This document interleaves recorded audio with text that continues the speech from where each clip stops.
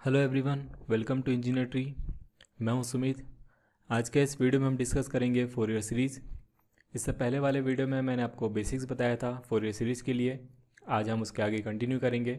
वहाँ पे हमने देखा था कैसे हमने एक नॉन साइनोसॉइडल सिग्नल को डीकम्पोज किया था into it's frequency component, into its sinusoidal component.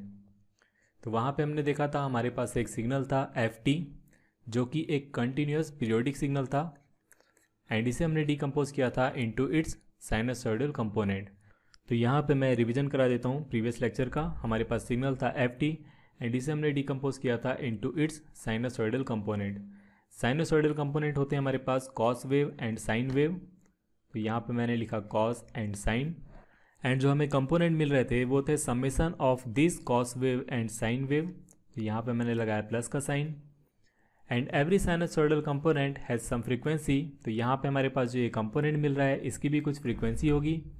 ये जो कंपोनेंट है हमारे पास फर्स्ट कंपोनेंट, इसे हम बोलते हैं हार्मोनिक, फर्स्ट हार्मोनिक, या फिर इसे हम फंडामेंटल कंपोनेंट भी बोलते हैं। तो यहाँ पे हमारे पास जो फर्स्ट हार्मोनिक है इसकी फ्रीक्वेंसी होगी equal to original signals frequency. तो जो हमारे पास ओरिजिनल सिग्नल था उसकी फ्रीक्वेंसी थी हमारे पास ओमेगा नॉट। तो यहाँ पे मैंने लिखा ओमेगा नॉट। इसकी भी जो फ्रीक्वेंसी होगी वो होगी ओमेगा नॉट। एंड यहाँ पे जो sine wave and cosine wave है हमारे पास, ये फंक्शन है टाइम का। तो यहाँ पे मैंने लिखा टी। एंड यहाँ पे हमारे पास cos wave and sine wave का कुछ मैग्नीट्यूड भी होगा। यहाँ पे मैंने कॉस वेव का मैग्नीट्यूड लिखा a1 एंड साइन वेव का मैग्नीट्यूड मैंने लिखा यहाँ पे b1। तो इस तरह से हमारे पास जो फर्स्ट कंपोनेंट है फंडामेंटल कंपोनेंट वो इस तरह से मिल रहा था। इसी तरह से हमारे पास और भी कंपोनेंट्स मिलेंगे, सेकेंड कंपोनेंट, थर्ड कंपोनेंट। तो यहाँ पे मैंने लगाया प्लस का साइन। सेकेंड कंपोनेंट हमें मिल रहा था a2 cos 2 omega naught t. यहाँ पे जो फ्रीक्वेंसी थी वो थी 2 ओमेगा नॉट। क्यों? क्योंकि मैंने आपको बताया था आगे हमारे पास जितने भी कंपोनेंट्स मिलेंगे उनकी जो फ्रीक्वेंसी होगी वो होगी integral multiple of fundamental frequency. यहाँ पे हमारे पास जो ओमेगा नॉट है ये है फंडामेंटल फ्रीक्वेंसी, इसके इंटीग्रल मल्टीपल मिलेंगे हमारे पास आने वाले कंपोनेंट में। तो यहाँ पे हमारे पास जो सेकंड कंपोनेंट है उसके लिए हमारे पास फ्रीक्वेंसी मिल रही है 2 ओमेगा नॉट। इसी तरह से हमारे पास जो थर्ड कंपोनेंट होगा उसकी फ्रीक्वेंसी होगी हमारे पास 3 ओमेगा नॉट। तो यहाँ पे मैंने लिखा थर्ड कंपोनेंट, एम्पलीट्यूड होगा हमारे पास a3 कॉस वेव के लिए cos 3 omega naught T, plus b3 होगा एम्पलीट्यूड साइन वेव के लिए, तो b3 sign 3 omega naught T. इस तरह से हमें n नंबर्स ऑफ कंपोनेंट मिल रहे थे।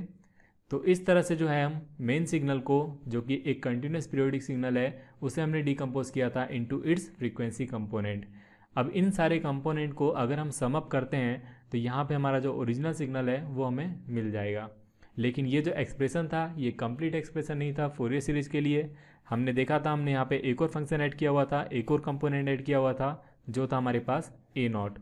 एंड यहाँ पे जो ए नॉट था वो कुछ नहीं था हमारे पास, ये था एवरेज ऑफ एफ टी।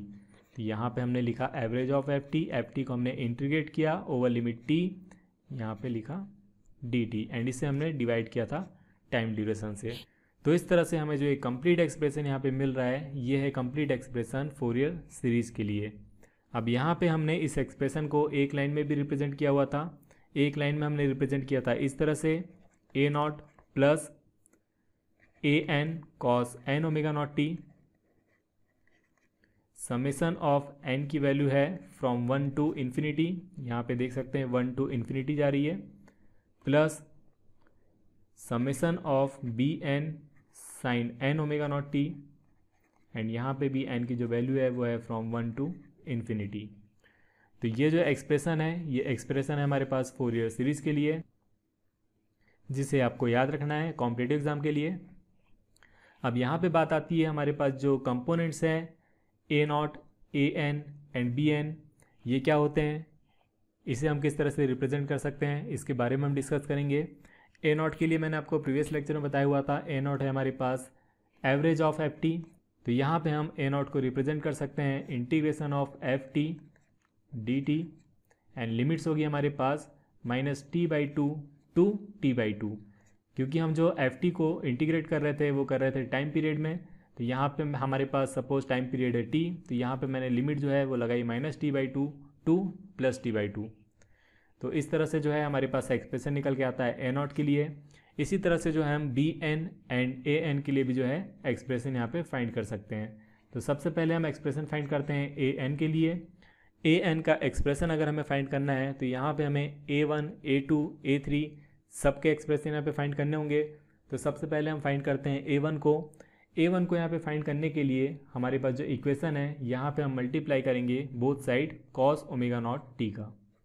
यहाँ पे मैंने मल्टीप्लाई कराया cos ओमेगा नॉट टी से। यहाँ पे हम जितने भी कंपोनेंट्स हमारे पास सब में मल्टीप्लाई होगा cos ओमेगा नॉट टी से। तो यहाँ पे मैंने सारे कंपोनेंट में मल्टीप्लाई किया cos ओमेगा नॉट टी से। ए नॉट में भी हमारे पास मल्टीप्लाई होगा cos ओमेगा नॉट टी से। इसी तरह से यहाँ पे भी हमारे पास मल्टीप्लिकेशन होगा cos ओमेगा नॉट टी से। इसके बाद जो है हम इंटीग्रेशन करेंगे बोथ साइड। तो यहाँ पे मैंने लगाया इंटीग्रेशन का साइन। हम इंटीग्रेशन करेंगे बोथ साइड। यहाँ पे जितनी भी वेव्स हैं सब में यहाँ पे मैंने इंटीग्रेशन का साइन लगाया। एंड इस इंटीग्रेशन की जो लिमिट होगी वो होगी -t/2 टू +t/2। तो यहाँ पे भी हमारे पास जो लिमिट मिलेगी वो मिलेगी -t/2 टू +t/2। अब यहाँ पे आप देखें cos ओमेगा नॉट टी का मल्टीप्लाई होगा तो यहाँ पे हमें मिलेगा cos square omega naught t.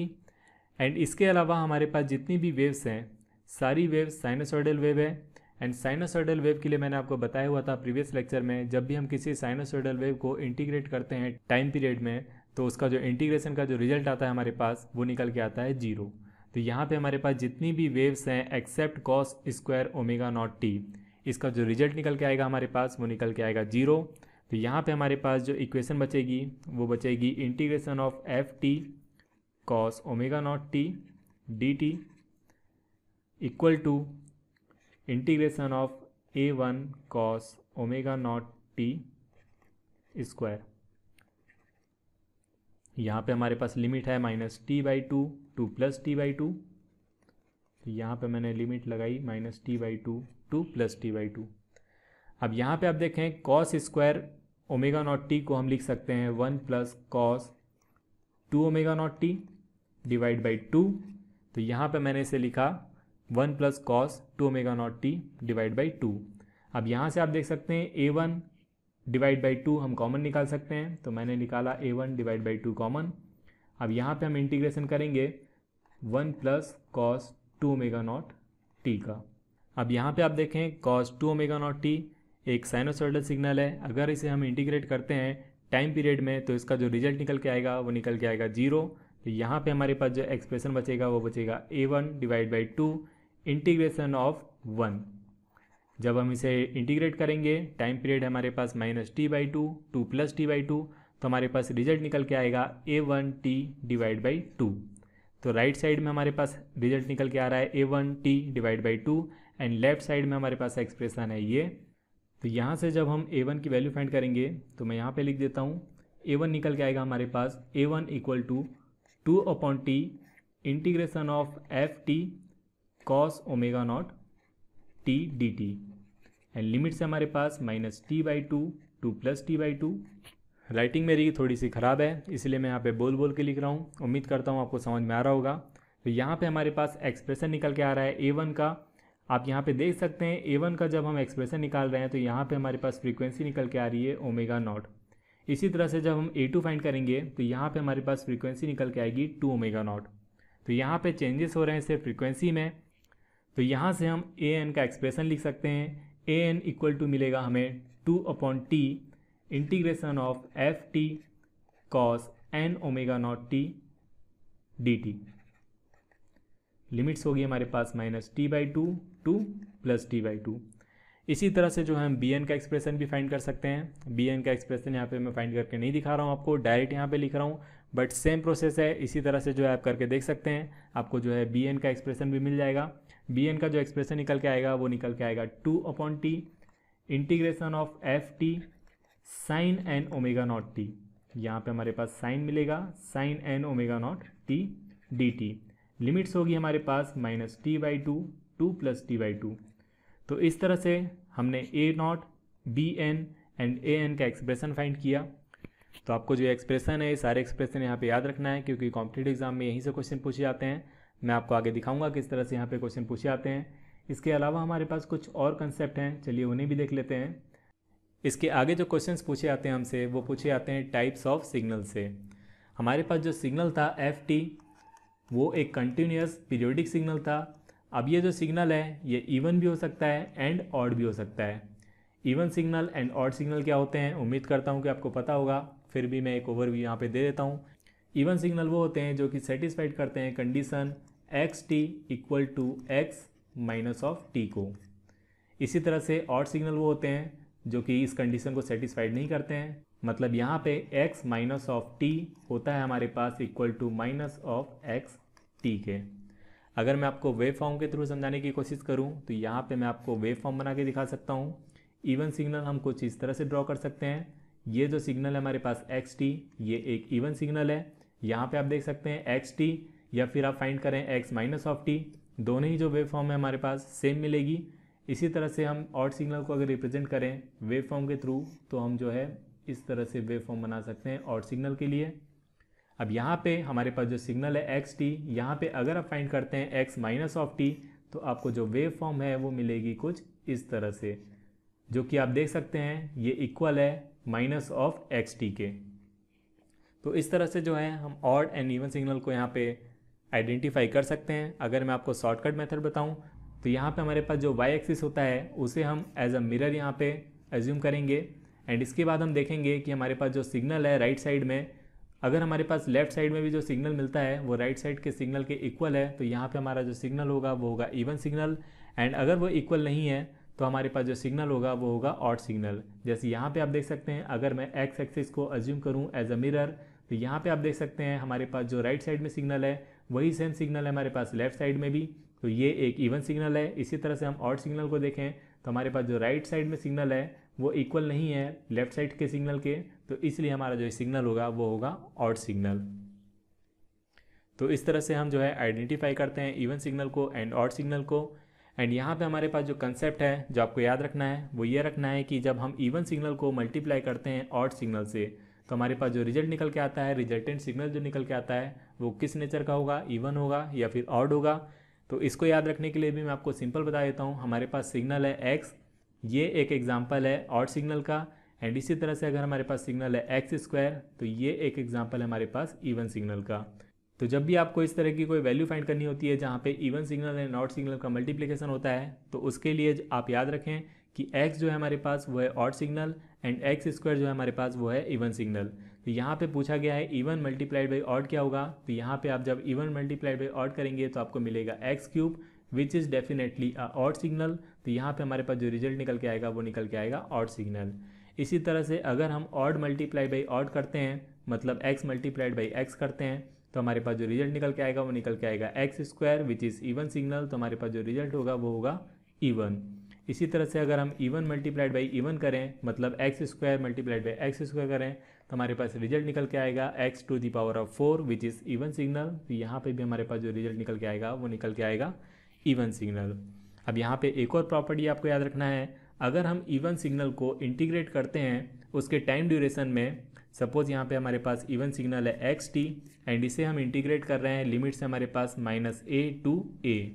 यहाँ पे आप देख सकते हैं ये जो सिग्नल है माइनस ए टू ए तक एग्जिस्ट कर रहा है। अब अगर इसे हम इंटीग्रेट करें तो यहाँ पे हमारे पास जो इंटीग्रेशन होगा वो इक्वल होगा integration of x t limit of 0 to a. यहाँ पे आप देख सकते हैं हमारे पास जो सिग्नल है इंटीग्रेशन का मतलब होता है एरिया फाइंड करना। अगर मैं आपको बोलूँ कि इस कंप्लीट सिग्नल का आपको एरिया फाइंड करना है तो या तो आप इसे इंटीग्रेट कर सकते हैं within limit minus to a या फिर आप इसे इंटीग्रेट कर सकते हैं लिमिट 0 टू ए तक के लिए। एंड इसे जब आप मल्टीप्लाई करेंगे 2 से तो यहाँ पे आप देख सकते हैं हमारे पास जो राइट साइड में सिग्नल है वो लेफ्ट साइड के सिग्नल के इक्वल है, इसीलिए जब आप इसे मल्टीप्लाई करेंगे 2 से तो आपको जो कंप्लीट एरिया है वो यहाँ पे मिल जाएगा। तो very important property, even signal को जो है हम इस तरह से रिप्रेजेंट कर सकते हैं। इसी तरह से अगर मैं ऑड सिग्नल की बात करूँ, अगर हमें ऑड सिग्नल का एरिया फाइंड करना है एक्स टी, यहाँ पे हमारे पास लिमिट है माइनस ए टू ए। अगर मैं इसे इंटीग्रेट करने को बोलूँ within limit minus a to a तो यहाँ पे हमारे पास जो रिजल्ट निकल के आएगा वो निकल के आएगा 0 if x T is odd signal. तो जब भी हम ऑड सिग्नल को इंटीग्रेट करते हैं उसके टाइम ड्यूरेशन में तो यहाँ पे हमारे पास जो एरिया होता है जो रिजल्ट निकल के आता है वो निकल के आता है 0, क्योंकि आप देख सकते हैं जो हमारे पास सिग्नल है पॉजिटिव साइड में वही सेम सिग्नल हमें मिल रहा है निगेटिव साइड में भी। तो जब हम इसे इंटीग्रेट करेंगे तो यहाँ पे हमारे पास जो रिजल्ट निकल के आएगा वो निकल के आएगा 0। तो ये तो थी इंपॉर्टेंट प्रॉपर्टीज़। अब इन कंसेप्ट पे बेस्ड क्वेश्चन किस तरह से पूछे जाते हैं एग्जाम में वो भी मैं आपको बता देता हूँ। फॉर एग्जांपल हमारे पास जो सिग्नल था एफ टी, यहाँ पे एग्जाम में दिया हो सकता है ये जो सिग्नल है हमारे पास ये एक इवन सिग्नल है। अब इसके लिए आपको फाइंड करना है यहाँ पे जो कंपोनेंट्स थे हमारे पास a naught, a n, b n, इनकी वैल्यू क्या होगी। तो फॉर इवन सिग्नल यहाँ पे मैं आपको बता दूँ हमारे पास जो कंपोनेंट्स होते हैं a naught and A N, इनकी जो वैल्यू हमें मिलती है वो मिलती है नॉन जीरो वैल्यू, एंड यहाँ पे जो बी एन की वैल्यू हमें मिलती है वो मिलती है जीरो वैल्यू। क्यों? क्योंकि अभी मैंने आपको बताया हमारे पास जो ए नॉट होता है वो होता है एवरेज ऑफ एफ टी। तो यहाँ पे मैंने लिखा integration of F T, limits है हमारे पास -t/2 टू +t/2। एंड यहाँ पे अभी मैंने आपको बताया कि अगर हमारे पास सिग्नल जो है वो एक इवन सिग्नल है तो यहाँ पे हमारे पास जो रिजल्ट निकल के आएगा वो निकल के आएगा नॉन जीरो। इसे हम इस तरह से भी रिप्रेजेंट कर सकते हैं, integration of F T 2 times of integration of F T, limits होगी हमारे पास फ्रॉम 0 टू t/2। तो यहाँ पे डेफिनेटली ए नॉट की जो वैल्यू निकल के आएगी वो निकल के आएगी नॉन जीरो वैल्यू। इसी तरह से अगर हम ए एन फाइंड करें तो ए एन होता है हमारे पास integration of F t multiplied by cos N omega naught T.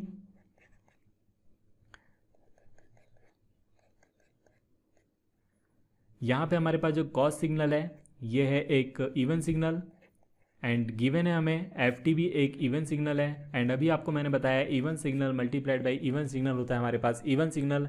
And जब भी हम किसी भी इवन सिग्नल को इंटीग्रेट करते हैं ओवर टाइम पीरियड तो यहाँ पे हमारे पास जो रिजल्ट निकल के आता है वो निकल के आता है नॉन जीरो वैल्यू। इसे हम रिप्रेजेंट कर सकते हैं इस तरह से भी 2 times of F T cos N omega naught T, and limits होगी हमारे पास -t/2 टू +t/2। तो डेफिनेटली इसका भी जो रिजल्ट निकल के आएगा वो निकल के आएगा नॉन जीरो वैल्यू। अब यहाँ पे अगर हमें फाइंड करना है बी एन, तो बी एन होता है हमारे पास integration of F t sine N omega naught t, sine N omega naught t. अब यहाँ पे साइन जो सिग्नल होता है हमारे पास ये होता है एक odd signal, and f t हमें गिवन है एक even signal, and odd signal multiplied by E one signal होता है हमारे पास ऑड सिग्नल। एंड जब भी हम किसी ऑड सिग्नल को इंटीग्रेट करते हैं ओवर टाइम पीरियड तो यहाँ पे हमारा जो रिजल्ट निकल के आता है वो निकल के आता है जीरो। तो यहाँ पे हमारे पास बी एन की जो वैल्यू होगी वो होगी जीरो। तो सिंपली इसी कंसेप्ट पे बेस्ड क्वेश्चन पूछे गए हैं कॉम्पिटिटिव एग्जाम में। तो ये आपको याद रखना है, अगर हमारे पास जो गिवन सिग्नल है एफ टी ये एक इवन सिग्नल है तो इस सिग्नल के लिए हमारे पास बी एन की वैल्यू होगी zero, and A naught and A N की वैल्यू होगी हमारे पास नॉन जीरो वैल्यू।